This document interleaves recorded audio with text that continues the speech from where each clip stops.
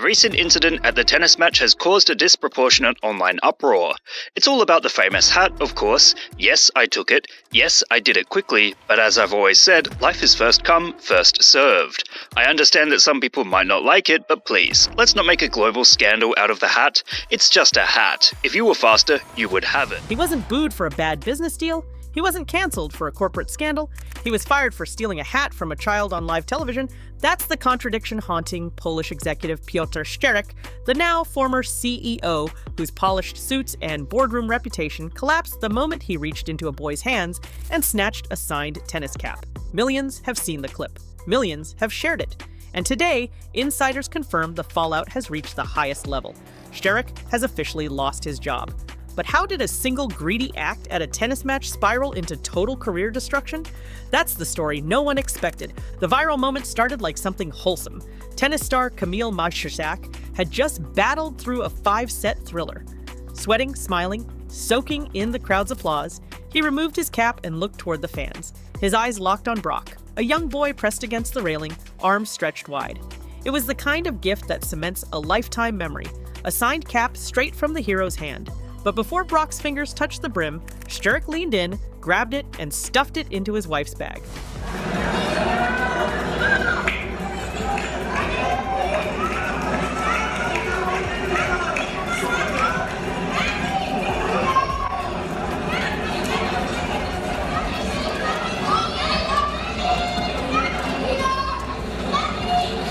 Brock froze.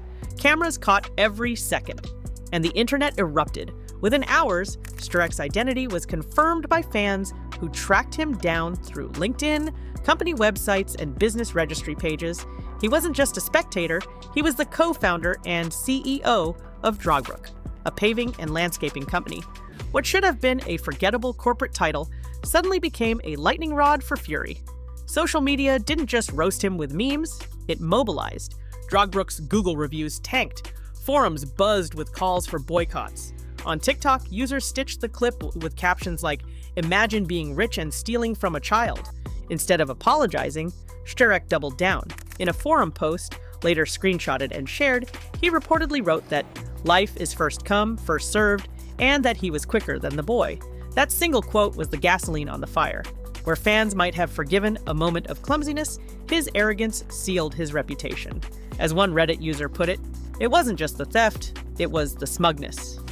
It is a painful but necessary lesson in humility. But also some much-needed damage control. The businessman's paving company has been bombed by negative reviews, and there has been a chorus of critics online calling for his head. Behind the scenes, Drogbrook's leadership scrambled. Sources told industry blogs that the company's founder and board members considered the incident very serious and damaging to the company's brand. By week's end, Szczerek was out. The firing wasn't framed as optional. It was survival. Drogbrook's entire reputation hinged on distancing itself from the man, now trending as Hat Snatcher CEO. But losing his job was just the beginning, because while Szczerek's name was dragged through mud, Kamil Majszak was quietly writing a different ending. And his decision turned this viral scandal into a cultural moment bigger than tennis. When the video first spread, many assumed the outrage would fade in a day.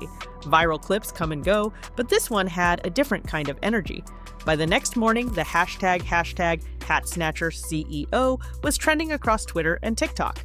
Fans weren't just mocking Piotr Szczerek, they were mobilizing. On Instagram, furious commenters flooded Drogbrook's business page with one-star reviews. On YouTube, parody edits of the clip were racking up millions of views. One particularly viral TikTok showed a slow-motion replay of the moment, with the caption, "The fastest hands in tennis, and he doesn't even play." That biting humor kept the story alive far longer than most scandals of its size. Let me introduce you to Douchebag of the Week. A millionaire CEO broke the heart of a young tennis fan over the weekend when he snatched the cap of star player Kamil Majszak from the hands of a child in the stands after the match. The meme economy was brutal, but the real damage came from ordinary voices. Parents wrote that they used the clip to teach their kids about entitlement. College students joked about adding "don't steal from children" to their career handbooks, and Brock himself became a symbol. His stunned expression was screenshotted, turned into GIFs, and shared as shorthand for disappointment. The fan reaction wasn't just outrage, it was participation. They took ownership of the scandal and made it part of their digital language.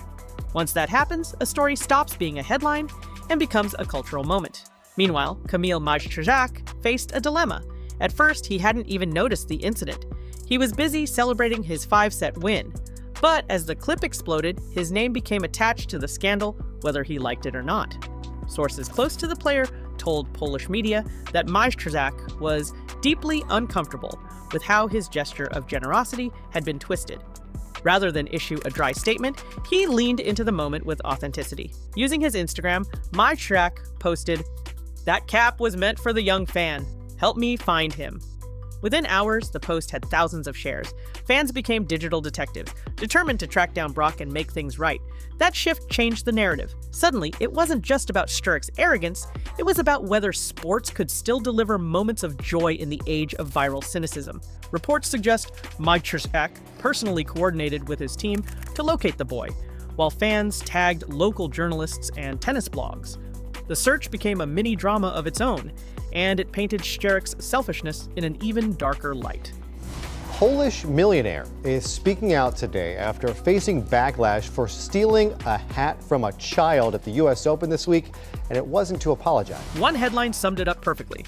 One man stole a memory, but another man is trying to give it back. This was the point where the scandal stopped being just about a CEO. It became a referendum on what people expect from public figures in the social media age.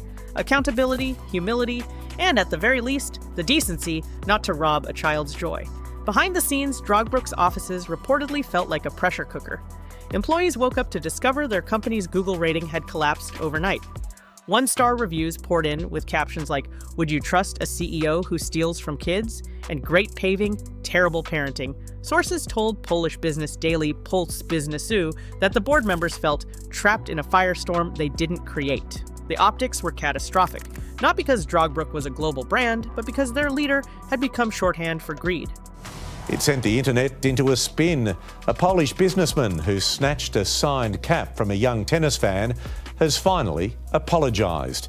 And though the exchange only lasted for a split second at the US Open, it's turned into a major headache for the millionaire days after it was all caught on camera. When major clients began quietly asking questions, the board realized this wasn't an internet joke. It was a threat to revenue. By midweek, an insider leaked to local reporters that Szczerek's position was no longer tenable.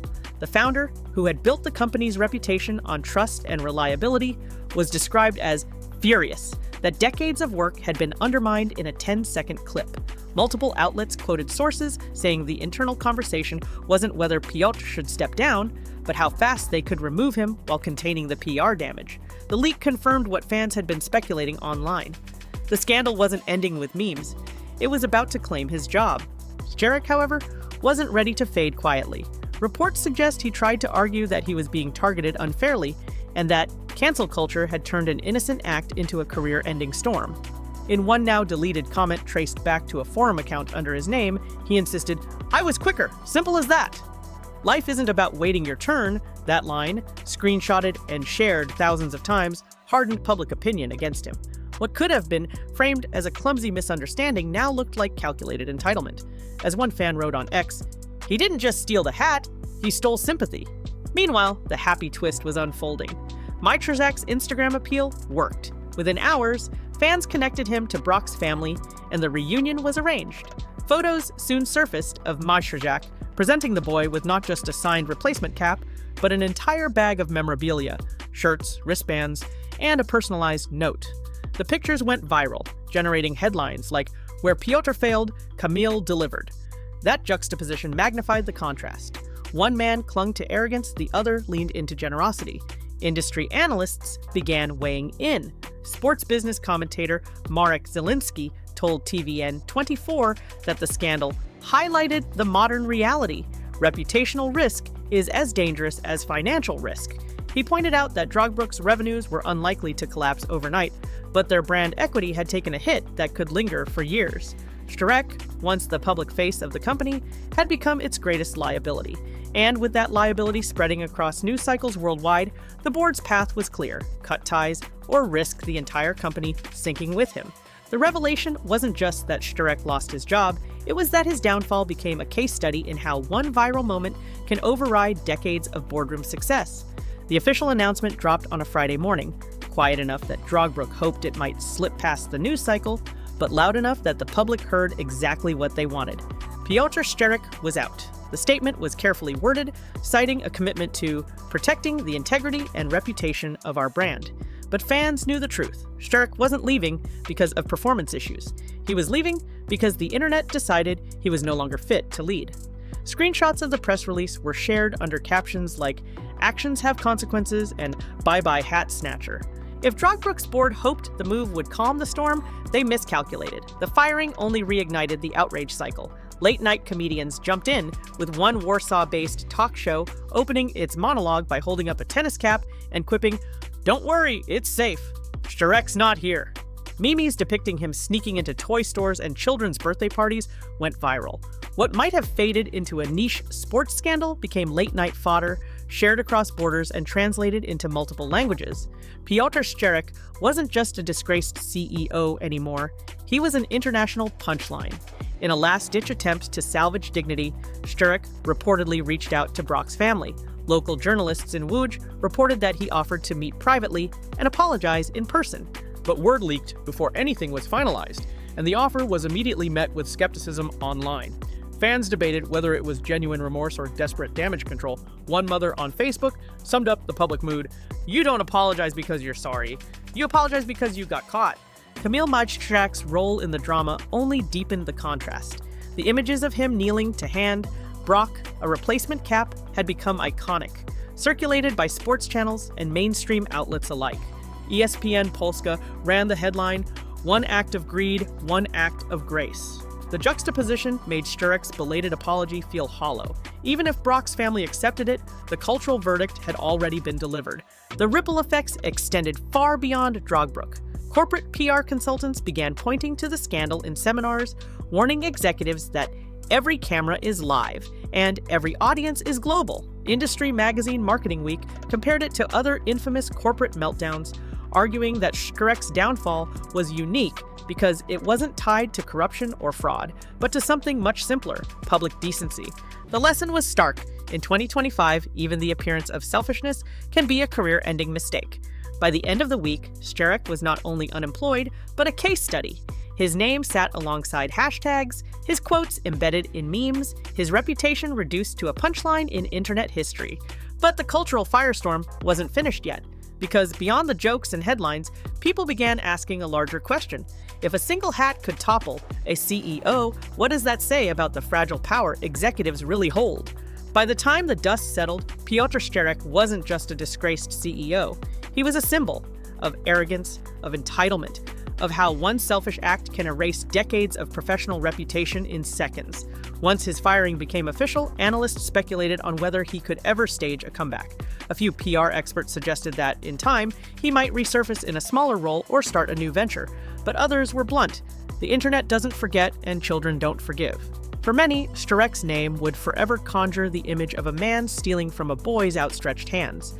For Drogbrook, the fallout became a warning to every mid-sized company navigating the digital age. Reports indicated that several prospective clients paused negotiations, citing reputational concerns. One leaked email shared by a Polish business blog revealed an investor asking point-blank, "What safeguards are in place to prevent another PR disaster?" The company's executives spent weeks trying to separate their brand from their former leader, but the damage lingered. Drogbrook wasn't trending for its projects or innovation. It was trending because of a hat. Meanwhile, fans rallied around Brock and Kamil Majczak, treating their reunion as a rare moment of joy in a cynical news cycle. Clips of their meeting drew millions of views on YouTube, framed as the ending Szczerek tried to steal. Sports commentators praised Majczak's instinct to step in, calling it a masterclass in athlete-fan connection. In a world where scandals often overshadow sports, he had flipped the script, turning a viral disaster into a reminder of why people love the game in the first place. Culturally, the scandal raised broader questions about how quickly reputations can unravel. Commentators compared Szczerek's downfall to viral meltdowns in Hollywood and politics, noting that the mechanics were identical: a shocking moment, a defensive response, and the wildfire of memes fueling mass judgment. Only this time, the stage wasn't a movie premiere or a debate podium, it was a tennis court, as one columnist put it. The arena doesn't matter anymore. The audience is always global. For fans, the takeaway was clear. In the age of instant sharing, every gesture counts. Generosity is amplified, selfishness is magnified, and somewhere in the middle, careers live or die. Szczerek learned that lesson too late. But for Piotr Szczerek, the story cemented his image not just as a player, but as a hero who understood the moment. And so the scandal that began with a stolen hat ends as something bigger. A parable about power, perception, and the internet's ruthless memory. If one stolen hat can end a CEO's career, imagine what the next viral clip will destroy. Hit subscribe so you don't miss the scandals, the twists, and the fallout still to come.